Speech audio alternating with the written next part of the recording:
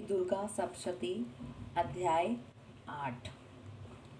मैं अणिमा आदि सिद्धिमयी किरणों से आवृत भवानी का ध्यान करता हूँ। उनके शरीर का रंग लाल है, नेत्रों में करुणा लहरा रही है तथा हाथों में पाश, अंकुश, बाण और धनुष शोभा पाते हैं। ऋषि कहते हैं, चंड और मुंड नामक दैत्यों के मारे जाने तथा बहुत सी सेना का संहार हो जाने पर दैत्यों के राजा प्रतापी शुंभ के मन में बड़ा क्रोध हुआ। उसने दैत्यों की संपूर्ण सेना को युद्ध के लिए कूच करने की आज्ञा दी। वह बोला, आज उदयुध नाम के 86 दैत्य सेनापति अपनी सेनाओं के साथ युद्ध के लिए प्रस्थान करें। कंबू नाम वाले दैत्यों के 84 सेनानायक अपनी वाहिनी से घिरी हुई यात्रा करें। 50 कोटि वीर्य कुल के और 100 द्रोण कुल के असुर सेनापति मेरी आज्ञा से सेना सहित कूच करें। कालक, दोहद्र, मौर्य काल के असुर भी युद्ध के लिए तैयार हों, मेरी आज्ञा से तुरंत प्रस्थान करे। भयानक शासन करने वाला असुरराज शुंभ इस प्रकार आज्ञा दे शस्त्रों बड़ी बड़ी सेनाओं के साथ युद्ध के लिए प्रस्थित हुआ। उसकी अत्यंत भयंकर सेना आती देख चंडिका ने अपने धनुष की टंकार से पृथ्वी और आकाश के बीच का भाग गुंजा दिया। राजन तदंतर देवी के सिंह ने भी बड़े जोर से दहाड़ना आरंभ किया। फिर अंबिका ने घंटे के शब्द से उस ध्वनि को और भी बढ़ा दिया। धनुष की टंकार, सिंह की दहाड़ और घंटे की ध्वनि से संपूर्ण दिशाएं गूंज उठी। उस भयंकर शब्द से काली ने अपने विकराल मुख को और भी बढ़ा लिया। इस प्रकार से वे विजयी हुई। उस तुमुल नाद को सुनकर दैत्यों की सेनाओं ने चारों ओर से आकर चंडिका देवी, सिंह तथा काली देवी को क्रोधपूर्वक घेर लिया। राजन, इस बीच में असुरों के विनाश तथा देवताओं के अभ्युदय के लिए ब्रह्मा, शिव, कार्तिकेय, विष्णु तथा इंद्र आदि देवों की शक्तियां जो अत्यंत पराक्रम और बल से संपन्न थी, उनके शरीर से निकलकर उन्हीं के रूप में चंडिका देवी के पास गई। जिस देवता का जैसा रूप, वैसी वेशभूषा, जैसा वाहन, ठीक वैसे ही साधनों से संपन्न हो, उसकी शक्ति असुरों से युद्ध करने के लिए आई। सबसे पहले हंसयुक्त विमान पर बैठी हुई अक्षम सूत्र और कमंडल से सुशोभित ब्रह्मा जी की शक्ति उपस्थित हुई, जिसे ब्रह्माणी कहते हैं। महादेव की शक्ति वृषभ पर आरूढ़, हाथों में श्रेष्ठ त्रिशूल धारण किए, महानाग का कंकण पहने, मस्तक में चंद्र रेखा से विभूषित हो वहां आ पहुंची। कार्तिकेय जी की शक्ति रूपा जगदम्बिका का उन्हीं का रूप धारण किए श्रेष्ठ मयूर पर आरूढ़ हो हाथ में शक्ति लिए दैत्यों से युद्ध करने के लिए आई। इसी प्रकार भगवान विष्णु की शक्ति गरुड़ पर विराजमान हो शंख, चक्र, गदा, शांग, धनुष तथा खड़ग हाथ में लिए वहां आई। अनुपम यज्ञ वराह का रूप धारण करने वाली श्री हरि की जो शक्ति है, वह भी वराह शरीर धारण करके वहां आई। नारसिंही शक्ति भी नरसिंह के समान शरीर धारण करके वहां आई। उसकी गर्दन के बालों के झटकने से आकाश के तारे बिखरते पड़ते थे। इस प्रकार इंद्र की शक्ति ब्रज हाथ में लिए गजराज ऐरावत हाथी पर बैठकर आई। उसके भी शास्त्र नेत्र थे। इंद्र जैसा रूप है वैसा ही उसका भी था। तदंतर उन देव शक्तियों से घिरे हुए महादेव जी ने चंडिका से कहा, मेरी प्रसन्नता के लिए तुम शीघ्र ही इस असुर का संहार करो।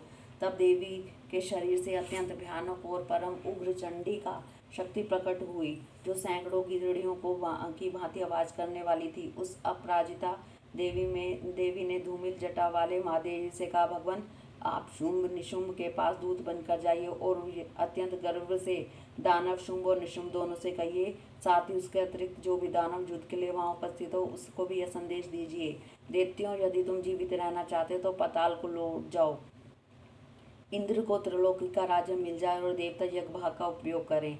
यदि बल के घमंड में आकर तुम युद्ध की अभिलाषा रखते हो तो मेरी शिवाएं तुम्हारे कच्चे मांस से तृप्त हों। चूंकि उस देवी ने भगवान शिव को दूत के कार्य में नियुक्त किया था, इसलिए वह शिवदूती के नाम से संसार में विख्यात हुई। वे महादैत्य भी भगवान शिव के मुंह से देवी के वचन सुनकर क्रोध में भर गए और जहाँ कात्यायनी विराजमान थी उस ओर दौड़े। तदंतर वे दैत्य अमरस में भरकर पहले ही देवी के ऊपर बाण, शक्ति और सृष्टि आदि अस्त्रों की वृष्टि करने लगे। तब देवी ने भी खेल खेल में ही धनुष की टंकार की। उसके छोड़े हुए बड़े बड़े बाणों द्वारा दैत्यों के चलाए हुए बाण, शूल, शक्ति और फरसों को काट डाला। फिर काली उनके आगे होकर शत्रुओं को शूल के प्रहार से विदीर्ण करने लगी और खटवांग से उनका कचुम्बन निकालती रणभूमि में विचरने लगी। ब्रह्माणी भी जिस ओर दौड़ी उसी ओर कमंडल का जल छिड़क कर शत्रुओं के ओज और पराक्रम को नष्ट कर देती थी। माहेश्वरी ने त्रिशूल से, वैष्णवी ने चक्र से अत्यंत क्रोध में भरकर कुमार कार्तिकेय की शक्ति के दैत्यों का संहार आरंभ कर दिया। इंद्र शक्ति के वज्र प्रहार से विदीर्ण हो सैकड़ों दैत्य दानव रक्त की धारा बहाते हुए पृथ्वी पर सो गए। वाराही शक्ति ने कितनों को अपनी थुथुनों से मार डाला, दाढ़ों के अग्रभाग से कितनों की छाती छेद डाली, कितने ही दैत्य उसके चक्र की चोट से विदीर्ण होकर गिर पड़े। नारसिनी भी दूसरे दूसरे महादैत्यों को अपने नखों से विदीर्ण करके खाती और सिन्नाथ से दिशाओं आकाश को गुंजाती हुई युद्ध क्षेत्र में विचरने लगी। कितने ही असुर शिवदूती के प्रचंड अट्टहास से अत्यंत भयभीत हो पृथ्वी पर गिर पड़े और गिरने पर उन्हें शिवदूती ने उस समय अपना ग्रास बना लिया। इस प्रकार क्रोध में भरे हुए मातृगणों को नाना प्रकार के उपायों से बड़े बड़े असुरों का मर्दन करते देख दैत्य सैनिक भाग खड़े हुए। मातृगणों से पीड़ित दैत्यों को युद्ध में भागते देख रक्तबीज नामक महादैत्य क्रोध में भरकर युद्ध करने के लिए आया। उसके शरीर से जब रक्त की बूंद पृथ्वी पर गिरती तब उसी के समान शक्तिशाली एक दूसरा महादैत्य पृथ्वी पर पैदा हो जाता। महासुर रक्तबीज हाथ में गदा लेकर इंद्र शक्ति के साथ युद्ध करने लगा। तब इंद्री ने अपने व्रज से रक्तबीज को मारा। व्रज से घायल होने पर उसके शरीर से बहुत सा रक्त चूने लगा। उसी के समान रूप तथा पराक्रम वाले योद्धा उत्पन्न होने लगे। उसके शरीर से रक्त की जितनी बूंदें गिरी उतने ही पुरुष उत्पन्न हो गए। वे सब रक्तबीज के समान ही वीर्यवान, बलवान तथा पराक्रमी थे। वे रक्त से उत्पन्न होने वाले पुरुष भी अत्यंत भयंकर अस्त्र शस्त्रों का प्रहार करते हुए वहां मातृगणों के साथ घोर युद्ध करने लगे। पुनः ब्रज के प्रहार से जब उसका मस्तक घायल हुआ तब रक्त बहने लगा। उससे हजारों पुरुष उत्पन्न हो गए। वैष्णवी ने युद्ध में रक्त बीज पर चक्र का प्रहार किया तथा इंद्री ने उस दैत्य सेनापति को गदा से चोट पहुंचाई। वैष्णवी के चक्र से घायल होने पर उसके शरीर में जो रक्त बहा उससे जो उसी के बराबर आकार वाले शास्त्रों महादैत्य प्रकट हुए उनके द्वारा संपूर्ण जगत व्याप्त हो गया। कुमारी ने शक्ति से, वाराही ने खड्ग से, महेश्वरी ने त्रिशूल से महादैत्य रक्तबीज को घायल किया। क्रोध में भरे उस महादैत्य रक्तबीज ने भी गदा से सभी मात्र शक्तियों पर पृथक पृथक प्रहार किया। शक्ति और शूल आदि से अनेक बार घायल होने पर भी उसके शरीर से रक्त की धारा पृथ्वी पर गिरी। उससे भी निश्चय ही सैकड़ों असुर उत्पन्न हुए। इस प्रकार उस महादैत्य के रक्त से प्रकट हुए असुरों द्वारा संपूर्ण जगत व्याप्त हो गया।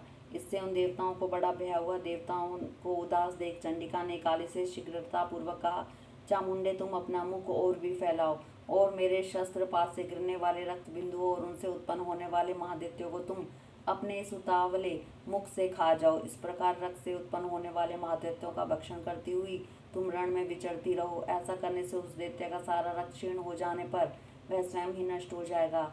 उन भयंकर दैत्यों को जब तुम खा जाओगी तब दूसरे नए दैत्य उत्पन्न नहीं हो सकेंगे। काली से यूं कहकर चंडिका ने शूल से रक्त बीज को मारा और काली ने अपने मुख में उनका रक्त ले लिया। तब उसने महाचंडिका पर गदा से प्रहार किया, किंतु उस गदा ने देवी को तनिक भी वेदना नहीं पहुंचाई। रक्त बीज के घायल शरीर से बहुत सा रक्त गिरा, किंतु जो ही वह गिरा त्यों ही चामुंडा ने उसे अपने मुख में ले लिया।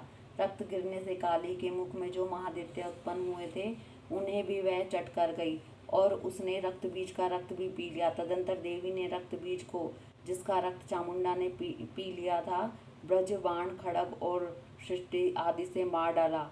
राजन, इस प्रकार शस्त्रों के समुदाय से आहत एवं रक्तहीन हुआ महादैत्य रक्त बीज पृथ्वी पर गिर पड़ा। नरेश्वर, इससे देवताओं को अनुपम हर्ष की प्राप्ति हुई और मातृगण उन असुरों के रक्तपान से मद से उद्विग्नता होकर नृत्य करने लगा।